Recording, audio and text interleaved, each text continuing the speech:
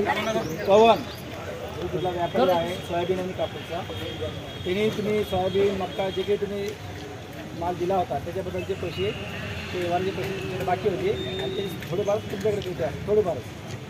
हा व्यवहारसाठी माझ्याकडे जेव्हा तक्रार अर्ज आला होता तेव्हा गावातले 35 लोक आणि त्यांच्या बाजूने मॅडम असं ठरलं होतं की याच्यात कायदेशीर कारवाईपेक्षा समन्वयाची जर भूमिका घेतली तर जे पैसे आहेत ते आपल्या सर्व शेतकऱ्यांना परत मिळतील.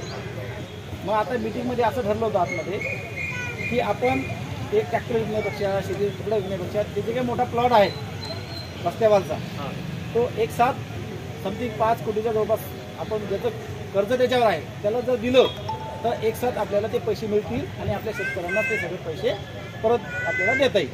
आता याच्यामध्ये ठरला होता कालावधी किती 2 दिवस घ्यायचा 4 दिवस हे तुम्ही ठरवा, कारण की त्या जे समोरचा माणूस आहे त्यांचं रेकॉर्डिंग आम्ही ऐकलं आता सध्या ते घ्यायला तयार आहे. तर त्या बँकेचं त्याच्यावर 1 कोटी 20 लाख त्याचं कर्ज आहे जे ते कटून राहिलेले हिसाब बाजूचे 2 कोटी 8 कोटी जे ते ठरतील ते तुम्हाला आलेल्या पैशाचं तुम्हाला सगळे ते वाटून जशी लिस्ट असेल तसं तुम्हाला मिळणार आहे. आता याच्यामध्ये तुमच्या भावना मी समजू शकतो की बऱ्याच दिवसापासून गेल्या महिन्यापासून तुमचे पैसे आहेत, याच्यात कायदेशीर भूमिका घ्यायची तर मी सर्व गुन्हा दाखल करणार आणि पुढे कायदेशीर प्रक्रिया करणार. परंतु तुमच्या सर्व गावकऱ्यांच्या भावना लक्षात घेता सगळ्याच गोष्टी कायदेशीर करण्यापेक्षा जर समन्वयाची भूमिका याच्यात घेतली तर हा प्रश्न मार्गीस लागू शकतो. आता वैयक्तिक प्रश्न ताईचा असेल एखाद्या भावाचा असेल असू शकतो मान्य, परंतु आता वेळ प्रत्येक वैयक्तिक घेण्यापेक्षा आता सामूहिकरित्या एखादा निर्णय घेतला तर आपल्याला फायदेशीर ठरल. म्हणून आपल्या थोडंसं भावनावर नियंत्रण ठेवू.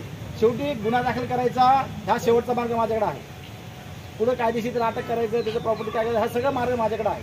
पण त्याच्या अगोदर जर हा उपाय झाला तर तुमच्या सर्वांचा फायदा होईल आणि तो पण त्याच्यातनं मोकळा होईल. ही भूमिका तुम्हाला मान्य आहे का? तर मग तुम्ही थोडंसं संयम बाळगा. म्हणजे आता एवढे दिवस गेले 12 महिने 15 महिने गेले, काहीचा प्रश्न होता की आता पावसाळा तोंडावर आला, मान्य सगळ्या गोष्टी मान्य. मग थोडंसं अजून 2 दिवस 3 दिवस काढलं की आपल्याला ह्याच्यातनं मार्ग मिळेल.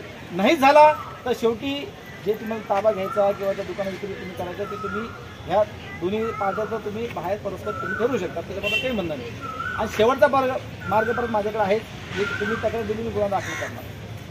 तो मार्ग माझ्याकडे कधीही 24 तास अवेलेबल आहे.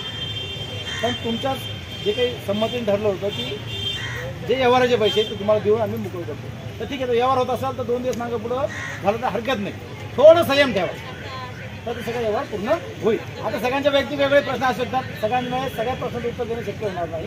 तुमचे जे प्रतिशील लोक गावकरी आले त्यांनी आले, बराच वेळा चर्चा झाली, तुम्ही सगळं कामधंदा सोडून उपाशी तापाशी इथं आलेले आहे, ते मला पण त्याची कल्पना आहे.